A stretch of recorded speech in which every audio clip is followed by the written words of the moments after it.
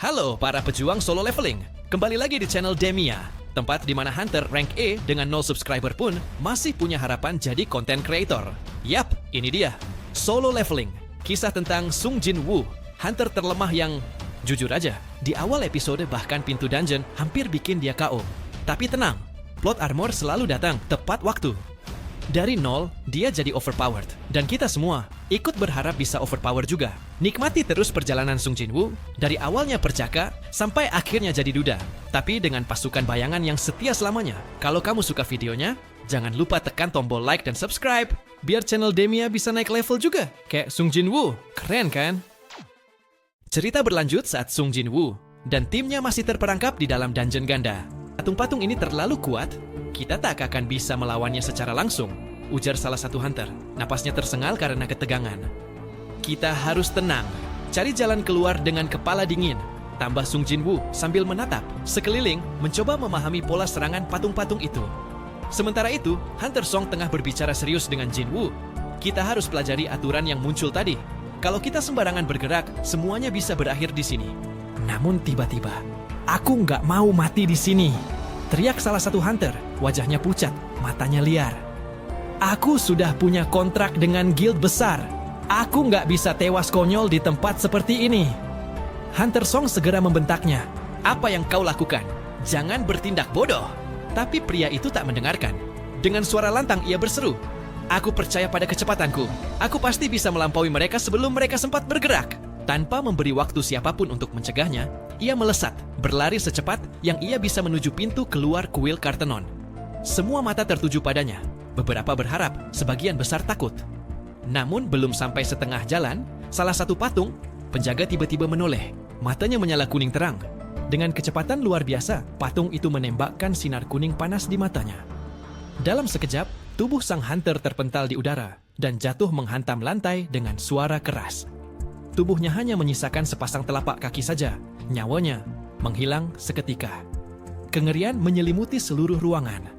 Suasana kembali sunyi, hanya detak jantung para hunter yang kini memburu keras. Sung Jin Woo menatap tubuh rekannya yang tak bernyawa. Gerakan sembarangan, dan kita akan jadi target berikutnya. Kita semua bisa musnah kalau dia mau, ucap Sung Jin Woo lirih. Matanya terpaku pada patung dewa yang berdiri megah. Membunuh kita, seperti menginjak serangga, sahut Hunter Song, nadanya getir. Jin Woo mengerutkan dahi. Lalu, kenapa dia belum membunuh kita? Dia bisa melakukannya sejak tadi. Ia bergumam lagi, setengah berbicara pada dirinya sendiri. Monster lain selalu menyerang begitu melihat musuh. Tapi yang ini, dia hanya diam, mengawasi seolah menunggu sesuatu. Seketika, bayangan tadi terlintas di kepalanya. Patung sang dewa yang memegang sebuah batu prasasti besar, di mana perintah-perintah misterius muncul satu persatu. Tatapan Jin Woo berubah. Ia menoleh cepat ke arah Hunter Song. Pak Song, Anda masih ingat perintah pertama tadi? Tanyanya. Hunter Song mengangguk pelan, meski masih terlihat bingung. Ya, sembahlah sang Tuhan. Saya pikir, patung itu bukan hanya penjaga, lanjut Jin Woo. Dia juga penguji. Kita sedang diuji. Apakah kita menaati 3 perintah itu atau tidak? Mata Jin Woo kini mengarah pada patung-patung lainnya yang berdiri di sekeliling ruangan.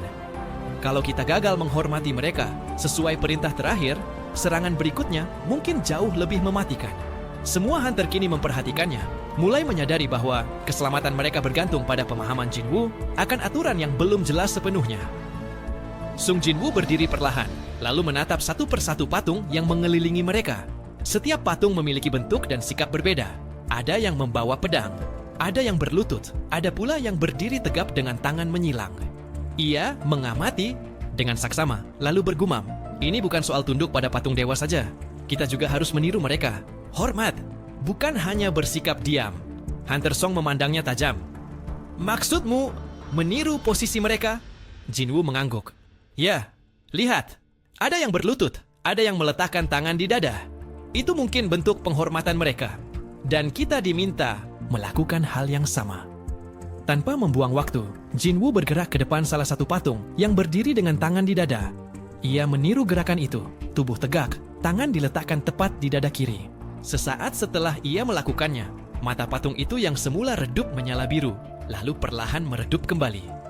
Tak terjadi serangan, berhasil. Gumam Jin Woo, yang lain segera mengikuti. Mereka berdiri di depan patung-patung, memperhatikan postur masing-masing, lalu menirukannya dengan hati-hati. Seorang hunter berlutut meniru patung di depannya. Seorang lainnya mengangkat satu tangan tinggi, seperti patung pejuang di pojok ruangan. Satu persatu, cahaya mata patung menyala dan redup. Kembali, seolah menerima bentuk penghormatan itu. Namun, satu orang melakukannya dengan salah. Ia berdiri di depan patung yang tengah bersujud, tapi hanya menundukkan kepala. Seorang hunter maju perlahan ke tengah ruangan, langsung menghadap patung sang dewa, yang kini tengah melangkah maju. Tiap hentakan kakinya menggetarkan seluruh kuil. Sang hunter berlutut, kedua tangan terkepal erat di depan dada. Ia menunduk dan mulai berdoa dengan suara gemetar. "Wahai dewa yang agung, terimalah pujianku." Semua hunter lain terdiam menahan napas. Mereka berharap, meski kecil, pujian itu bisa menghentikan pembantaian. Namun tiba-tiba, duar! Satu kaki raksasa dewa berhenti tepat di depan hunter yang sedang berdoa. Ia menoleh ke bawah dan tersenyum. Senyuman mengerikan yang tak seharusnya dimiliki oleh patung batu. Brah! Tanpa ampun, kaki dewa itu menghantam ke bawah. Tubuh sang hunter langsung hancur lenyap tanpa bekas, seolah tak pernah ada. Jeritan panik terdengar di seluruh ruangan. Dewa itu menginjak satu persatu tanpa belas kasihan. Para hunter langsung berhamburan. Ketakutan menguasai mereka sepenuhnya. Salah satu dari mereka berlari terlalu dekat dengan patung ksatria di sisi ruangan. Tanpa peringatan, patung itu mengangkat pedangnya dan slash, menebas tubuh sang hunter seketika. Darah menyembur. Tubuhnya ambruk tak bergerak. "Jangan lari," teriak Jinwoo. "Kalian melanggar aturan kedua dan ketiga sekaligus." Beberapa hunter mulai menangis, gemetar, kehilangan arah. Di tengah kekacauan, Jinwoo menatap altar tempat tulisan perintah muncul sebelumnya. "Kita butuh jawaban, sekarang." Dan seakan menjawab doanya, cahaya biru samar kembali muncul di udara, menyusun satu kalimat baru. "Nyanyikan pujian bagi Sang Tuhan." Jinwoo sekuat tenaga, matanya menatap tajam ke arah para hunter yang masih kebingungan. Hunter Song menjadi yang pertama bertindak. Ia berlari secepat mungkin menuju patung Dewi. Saat ia berdiri tepat di hadapannya, mata patung itu bersinar lembut, dan trompetnya mulai memainkan alunan melodi suci. Mata Hunter Song membelalak lega. Mereka tidak menyerang. Patung yang memegang alat musik tidak menyerang. Teriaknya ke seluruh ruangan. Para hunter yang masih hidup langsung berhamburan, mencari patung-patung lain yang memegang alat musik. Harpa, lonceng, kecapi, seruling. Tangis meledak di tengah kelegaan. Beberapa hunter berlutut sambil menangis, antara histeris dan bersyukur karena lolos dari maut. Sung Jinwoo dan Lee Ju-hee juga berhasil tiba di depan salah satu patung. Namun patung itu tetap diam. Tidak ada cahaya di matanya, tidak ada musik. "Kenapa?" gumam Ju-hee panik. Jinwoo menatap sekeliling, lalu menyadari. Satu orang, satu patung. Ia langsung menoleh ke arah patung-patung lain. Harusnya masih ada yang belum ditempati.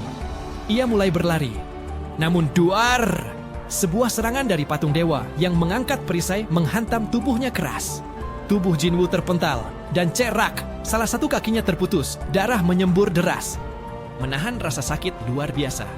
Lee Ju-hee menjerit histeris, hendak menolong. Tapi Jinwoo hanya menoleh sekilas dan menggeleng. Dengan segenap tenaga yang tersisa, Jinwoo merangkak. Tangannya berdarah, wajahnya penuh luka dan tanah. Tapi matanya tetap menatap satu arah, patung dewa terakhir yang memegang seruling. Patung kesatria di belakangnya sudah mengangkat pedang. Waktunya nyaris habis. Jinwoo menarik napas terakhir, lalu melempar tubuhnya dengan sisa kekuatan.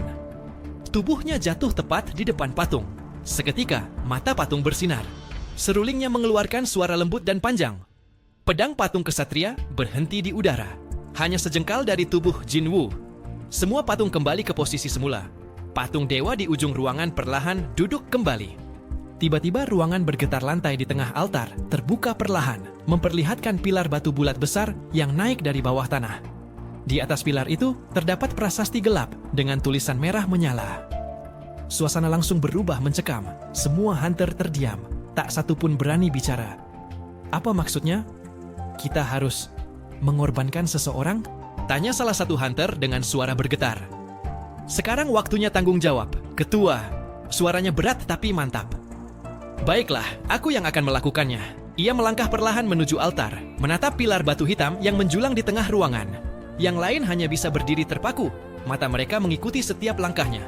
Campuran rasa hormat dan ketakutan menghantui wajah-wajah mereka. Saat Pak Song tiba dan menyentuhkan tangan ke pilar itu, wush! Seketika, sebuah kobaran api biru menyala di kaki altar.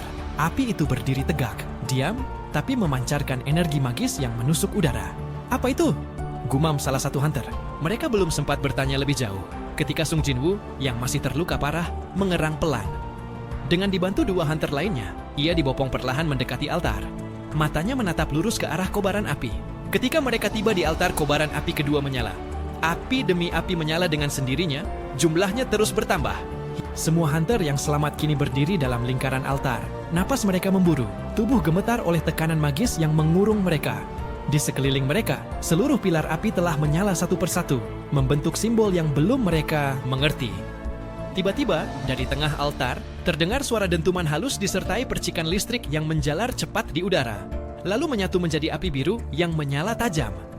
Api itu menjalar membentuk lingkaran mengelilingi para hunter, bersatu dengan api kuning yang lebih dahulu membara, membentuk dua lingkaran energi menyala terang di lantai batu altar. Lalu pintu dungeon ganda yang berada di ujung ruangan perlahan terbuka mengeluarkan suara gemeretak berat dan menyeramkan. Dari balik kegelapan itu, patung-patung batu yang sebelumnya diam mulai bersinar. Mata mereka memancarkan cahaya keemasan yang menyilaukan.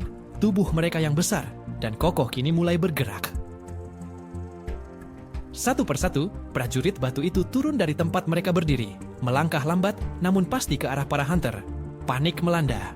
Para hunter mulai berteriak, saling mendorong, sebagian bersiap bertarung, sebagian lain mencari tempat bersembunyi, tapi tak satu pun tahu harus berbuat apa. "Jangan menatap patung itu," teriak Sung Jinwoo dengan suara penuh ketegasan. "Itu bukan patung biasa." Tapi terlambat. Salah satu hunter yang diliputi rasa takut berlari menuju pintu keluar dungeon, berharap lolos dari mimpi buruk ini. Namun saat langkahnya melewati batas api, satu api kuning langsung padam.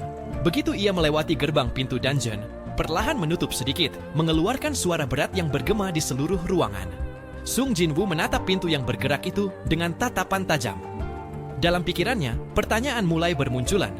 Apa sebenarnya aturan dari dungeon ini? Apa langkah selanjutnya? Tapi sebelum ia sempat menemukan jawabannya, satu hunter lagi tiba-tiba ikut keluar. Begitu kaki hunter itu menginjak keluar altar, satu api kuning kembali padam, dan pintu dungeon kembali bergerak, menutup sedikit lagi, membuat waktu terasa semakin menipis. Kini, hanya 4 hunter yang tersisa di dalam altar. Wajah mereka dipenuhi kebingungan dan ketakutan.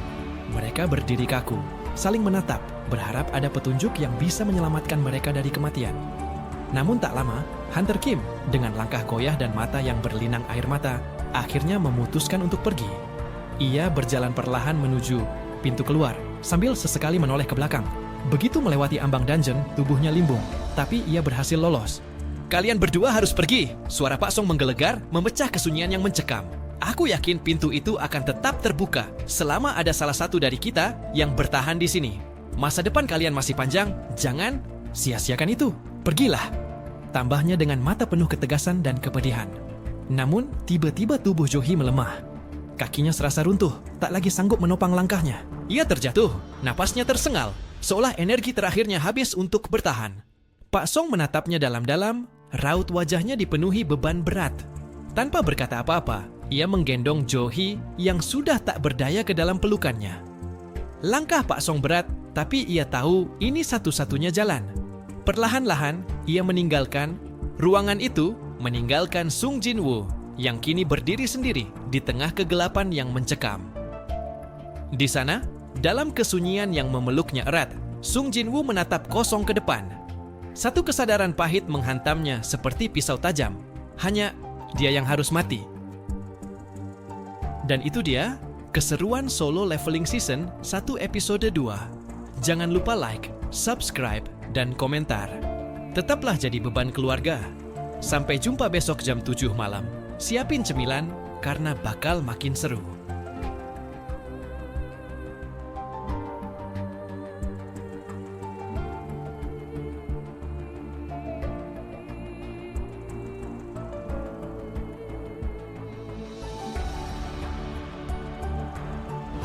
Iya,